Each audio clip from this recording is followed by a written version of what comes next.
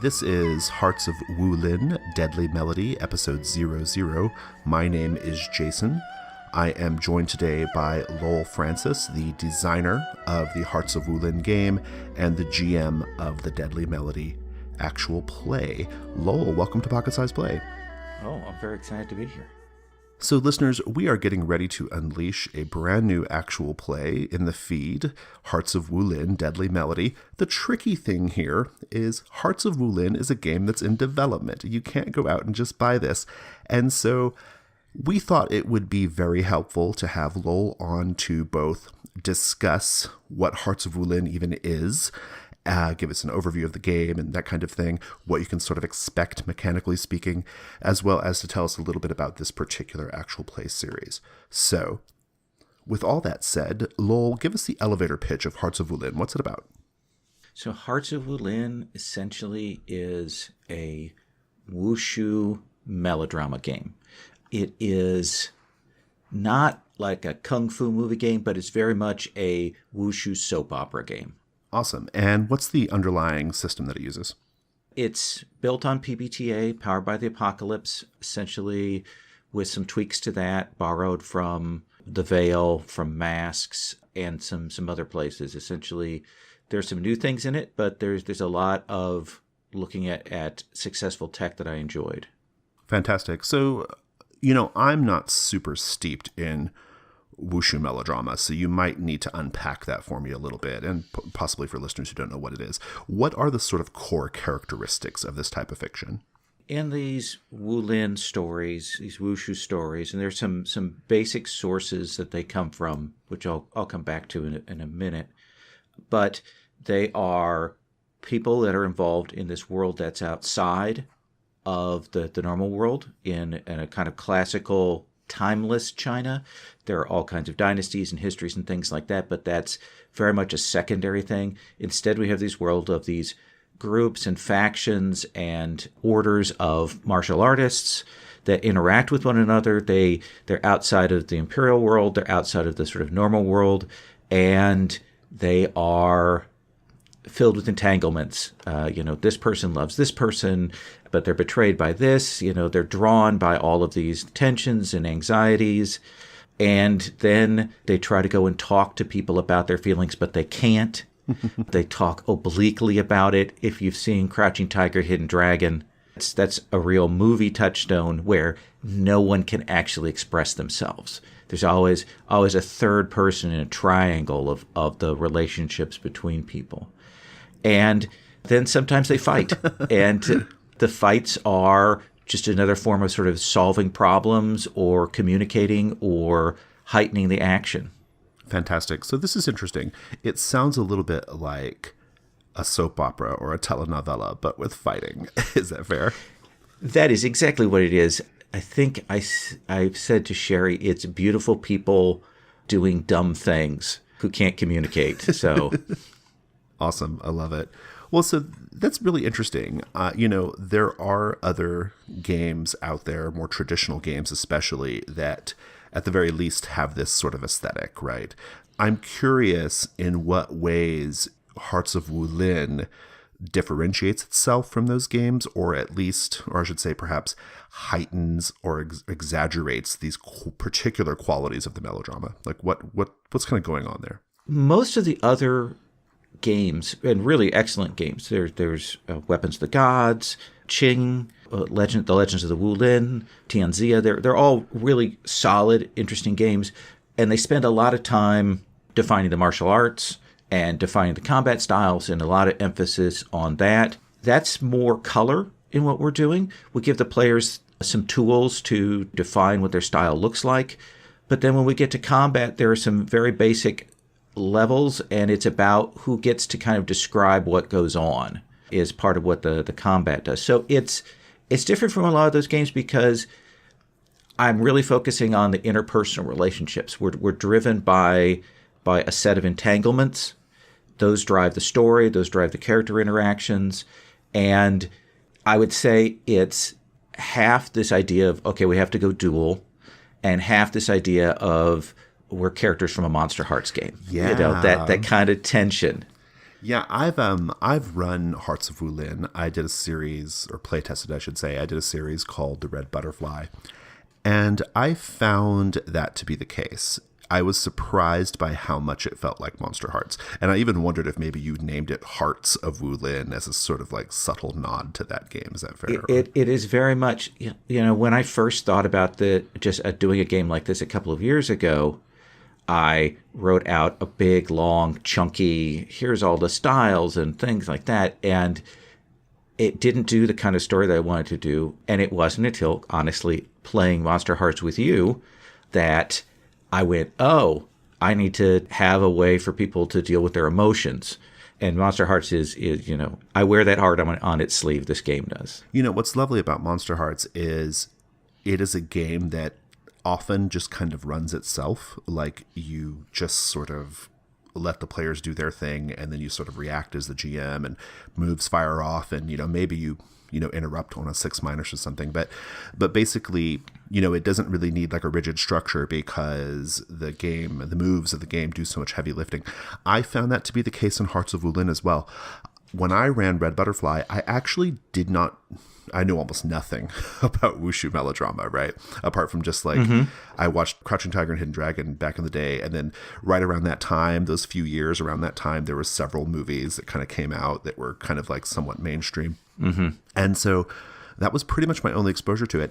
And yet I found that the entanglements, particularly the entanglements, which are basically just sort of phrases that kind of connect up the characters that involve their sort of interpersonal drama, those entanglements drove the fiction. And indeed, not just the entanglements, but there's like a couple of moves that are attached directly to the entanglements. That little tiny handful of like mechanics drove the story in a huge way, an impressive way, frankly, because so even though I didn't really know the touchstones super well, some of my players did, which helped, but also the moves were doing a huge amount of work. And I think that's pretty great. I'm really happy with how the entanglements work, because I've got a list of them, and they're broken into two types. So you've got sort of general entanglements like, oh, my master treats me badly, but my friend who studies under him doesn't object. So we've got three people.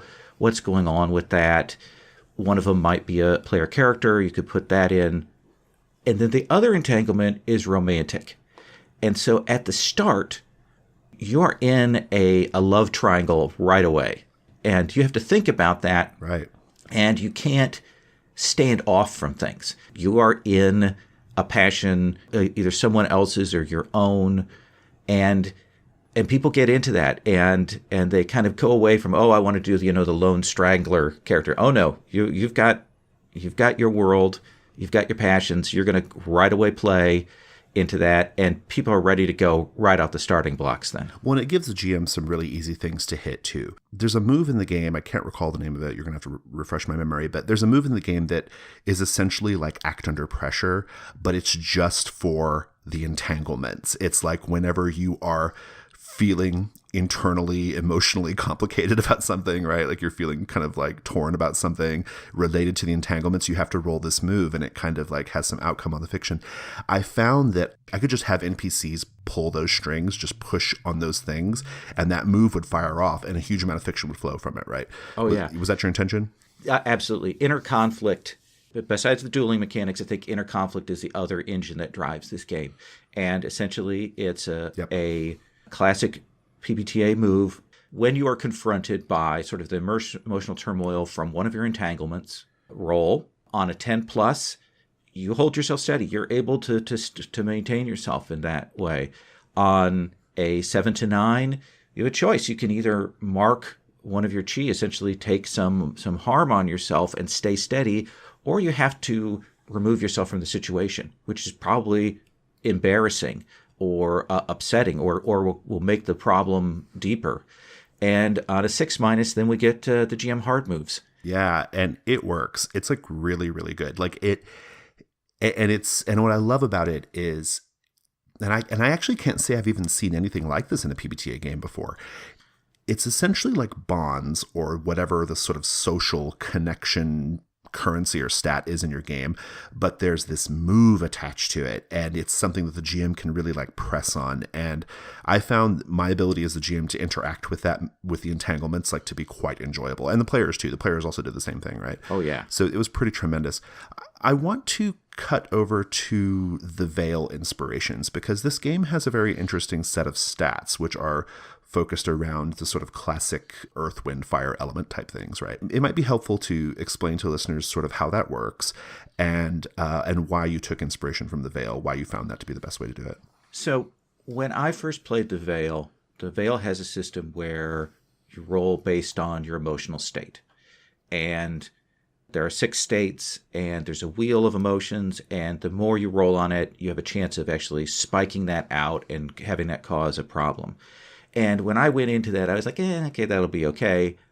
But it was dynamite at the table. It was a thing that I liked. It felt like it gave us a chance to really, as we're doing something, say, what we're feeling, what our values are, what our inner conflicts are. Mm-hmm.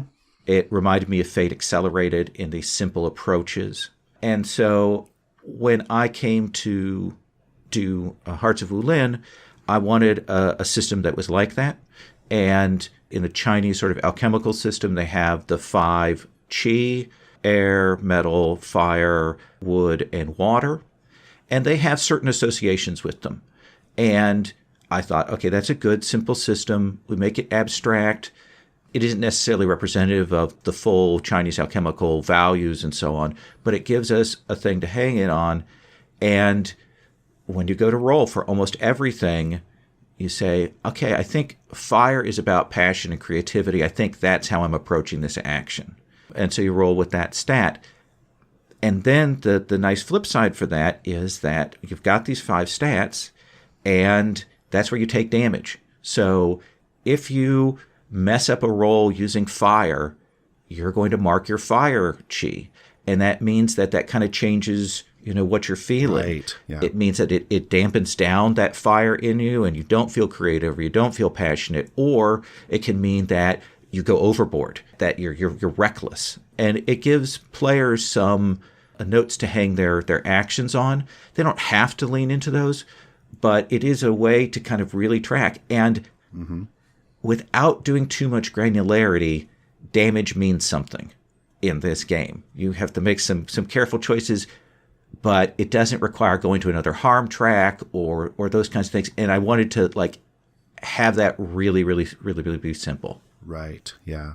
In play, it works really well. I found it to be, it's beautifully flexible because the chi can be incorporated into lots of different types of actions, right? It's not just, I have my social stat or I have my physical stat. It's like I have this element, and that can influence lots of different things. And then when it's marked, especially if it's your combat one, it complicates matters significantly, right?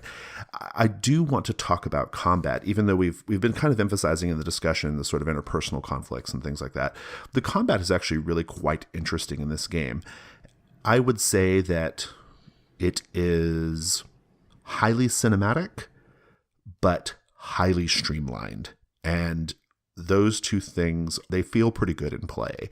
So tell us a little bit about combat.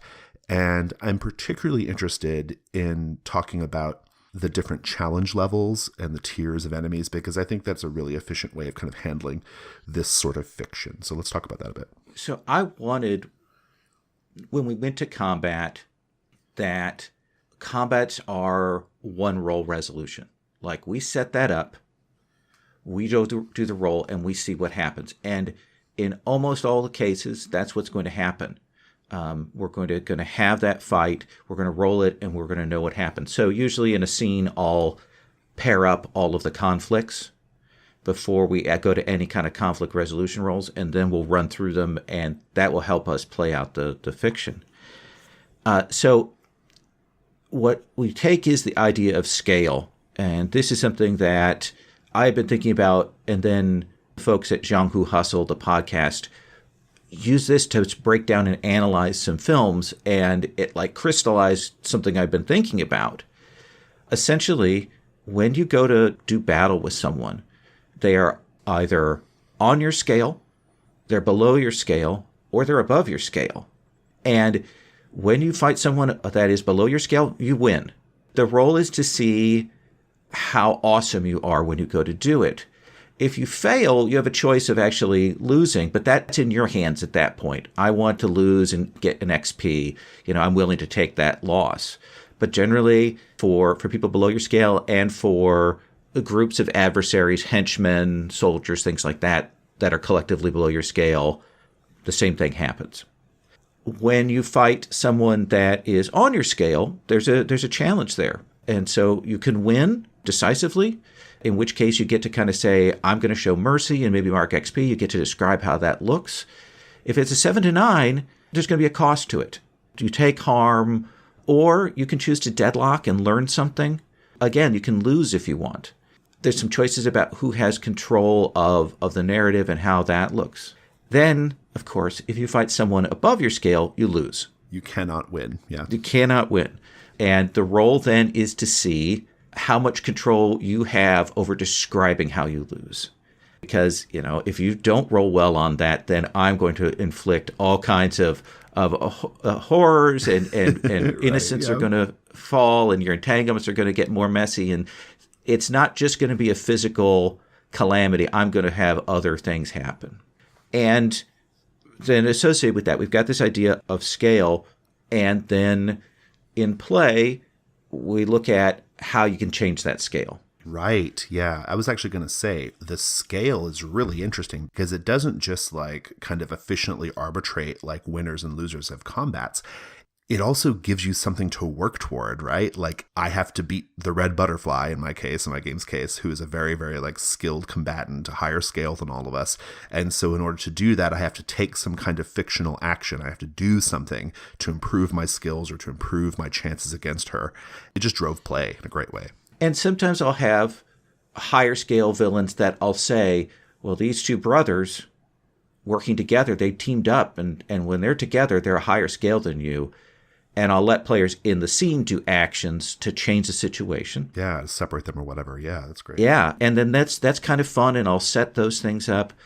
But sometimes they're the big bads, and they've got to go away, and they've got to learn a new technique. They've got to figure out a new approach, and then they've got to come back to face them. Yeah, that's terrific. I love it when they face a higher scale villain, but they haven't bothered to study and find out that the person is a higher scale than them.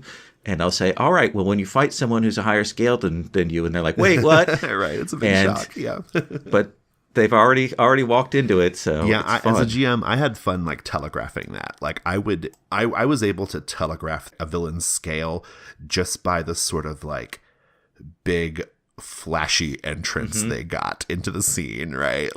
If they were real chatty and if they were kind of chatty and seemed kind of embittered or or anxious or ambitious, they were probably normal scale, right? They were probably on your scale.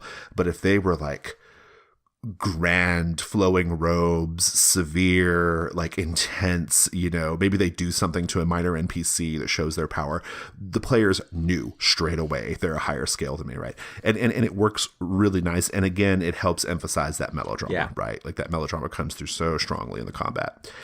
Yeah, so that's all really, really, really lovely. What are the different playbooks that are available? So there are 6 playbooks that represent broad archetypes. And each one of these has 3 roles to them, describing variants on them. So the playbooks are the aware. This is a person who knows things, who is based on knowledge, and they're about showing how wisdom provides solutions. We've got the bravo, who is sort of the run around, drink, enjoy themselves, spoiled character, and they're about enjoying every moment. We have the loyal, and this is your classic hero who follows something, is dedicated to something. Maybe they're a magistrate or eldest son, and they are about the tension between duty and self. Then there's the outsider, who is the person who acts against convention. They can be wanderers or tricksters. The student, who is the young character trying to learn, trying to figure things out, trying to gain wisdom, and they're about being naive. And then the last one we have is a later edition called the Unorthodox, which is a character who doesn't know their own power, or they're hiding their power, or they don't look like they know martial arts. It's if you want to have a little more unusual set of things. Those are tropes that go off a little bit, potentially comedic, potentially odd tropes, but a lot of people like that stuff. So I had that in there. It was one that Sherry suggested. So I want to take a moment to pose a couple of questions that were given to us by Twitter users. I asked people on Twitter if they had any questions they wanted me to ask you, and we had a couple of pretty good ones. The first is, about how many sessions do you imagine Hearts of Wulin taking to play? So I have been able to do really satisfying one-shots with it. What you're about to listen to is effectively a one-shot because it's 2 sessions of 2.5 hours, and I've run it at Origins and for Gauntlet Con as 1 hour of character creation, 3 hours of play, and we get a satisfying story. But I've also been able to play it now for 6-7 sessions. We're doing a longer book. I think that probably we're looking at that sort of classic PBTA, anywhere from 6 to 10. You could probably tell a good story. You could stop at any point. One of the things that I emphasize in sort of longer term play is at the start of sessions, we look at your entanglements. Do you want to rewrite them? Have they changed? Have things occurred with that? And so you're not stuck with those. And your character and their feeling and their emotion, their connections can evolve during play. And I think that kind of helps. When I ran Red Butterfly, we did 4 sessions. Most of the first session was taken up by character creation, and it was a pretty short session. I just had kind of like a little kind of opening scene, and then we stopped. I think we could have gone to like 8 pretty easy, 8 or more. So we're in the second book of a 3-book trilogy, a second month of play, and it felt very coherent. We had some players change out, but it felt good. Darren got his arm cut off. He's a one-armed swordsman with the fan. And so it has sustained itself. I don't feel like I'm hitting that point where, okay, the characters have kind of hit their There's end not much else yet. to do with it. Yeah. Yeah. That's good to hear. Another Twitter question is, let's talk about like this sort of dial between magic and realism and all that. Like, how do you envision like magic in the setting, and how can you kind of change that for your taste level? So one of the things that, as a default, I'm very much looking at people can do wondrous things, but those are kind of expected. That's the martial arts. That's the ability to lightfoot up a wall or run across the top of a building. You know, all of those things that we classically see that are strange and unusual, but it's expected in the genre. Now, past that is the question of like ghosts and spirits and even wizards in this. By default, I don't have those as an element. People believe in them. People are superstitious about them and worried about them, but they're not a thing. But I have been working on some very basic tools if you want to add in kinds of characters that interact with those. Essentially, they're new roles under the playbooks, and then some other new options for that. I'm going to provide some tools, but it's going to be purely the group's option about how much they want to have magic as a thing. Yeah, we actually, in the Red Butterfly, the players knew me well enough to know that I like to add horror into games because that's my thing. I love to have horror elements. And so they were straight away, when we were doing our sort of tone and subject matter discussion, they were saying, you know, if you want to do ghosts, I'm cool with that, right? And so we actually had some like strong kind of like ghosty horror vibes at certain points, and it worked great. It was perfectly fine. Yeah, and that's in genre for a whole wonderful set of films that deal with that, can also have the melodrama with them. So I think that's a great inspiration. Yeah, absolutely. Yeah. Okay, awesome. Well, so before we leave this part of the discussion, I want to just say, in the interest of full disclosure, that Hearts of Wulin is going to be part of the Gauntlets imprint. It is the first full game outside of Codex that we will be publishing. And so listeners, I think most people are aware of that already, but just in case you weren't, I also want to say something that was kind of beyond the scope of this conversation, but I think is important to say, is that we will be hiring a sensitivity reader, Agatha Chang, from the Asians Represent podcast. She is a big fan of both Hearts of Wulin and the genre. And so we're going to be hiring her to help out with some of the sort of like cultural aspects of the setting. And so I think that's going to really, really make it a pretty fantastic text when it's all said and done. Is there anything else you want to say about it before we move on to the AP part? The one thing I do want to say is I've had a number of people ask me about what are good sources for getting into this kind of genre, especially if they're not familiar. I would say, again, on movies, Hero, Crouching Tiger, Hidden Dragon, older Shaw Brothers movie called Sentimental Swordsman. Those are all good. If you like fantasy, then Bride with White Hair and Chinese Ghost Story and Painted Skin, those are all good. If you want a book, Legends of the Wulin is a great RPG with a lot of reference material, but a crazy complicated system. But there's so much good stuff in it. There are some translations of these novels that a lot of these movies are based on. Recently, Legend of the Condor Heroes came out. But the thing that I'm drawing from are Chinese multi-episode wushu soap operas. A lot of them based on novels. Some of them you can find on streaming services. Some of you can find on YouTube. Look for Laughing in the Wind, Smiling Proud Wanderer, Flying Fox of Snowy Mountain, or The Handsome Siblings / Proud Twins. There are various names for them. You can find them and watch a few episodes of those and you'll go, oh, okay, this is really complicated. They're crazy characters doing all kinds of goofy things. And I think you might fall in love with them like I did.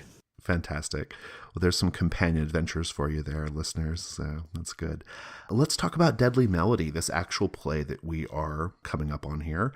So tell us, first of all, Lowell, who are the players and who are the characters that they're playing in Deadly Melody? First, we have Agatha. This is the first time I had a chance to play with her, and this is only the second time that I ran Hearts of Wulin, so I'm really happy about how well it went this session. She played an official, Magistrate Lin, who is engaged to one of the other characters, and there's some complications from that. And the person that she's engaged to is Fraser's character, Wailing Pain Lei, who is an outsider wanderer. She's a musician, but she's also a secret assassin, and that becomes complicated. And then their mutual friend, played by Matt Weatherby, is Ming. He is a student and a wandering monk, and he's a terrible monk, as you will hear throughout this. There is a wonderful moment between him and Magistrate Lin that kind of makes me gasp each time. And then Michael Barford played the character Lucky Dog, who's a loyal swordsman. Unfortunately, Michael wasn't able to be there for the full session, so you'll see Lucky Dog drops out after episode 1. Ah, okay. Good to know. Let's talk about some highlights. What would you already kind of highlighted one, but what's a real big standout moment from this AP that people should look out for? So there is a moment when Magistrate Lin confronts Ming about his choices and kind of turns him around, and it is really good. Like, it works. So I love that moment. I love the goofiness of the very first tavern combat and how complicated that gets and how the different things line up.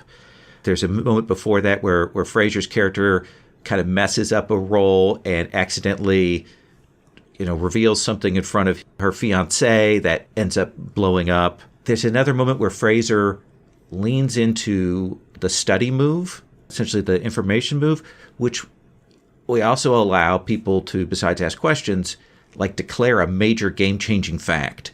And Fraser went, oh, I guess my sister's a secretly trained assassin. And that changed everything, and it was brilliant. I forgot about that in the other part of the discussion. I love that move. That aspect of the game is so cool, how you can define some lore. It's really great. Yeah, and players can do it, but if they don't want to, they can hand it off to me. And I want to give them the option without too much pressure. And people have used it in really smart ways in play.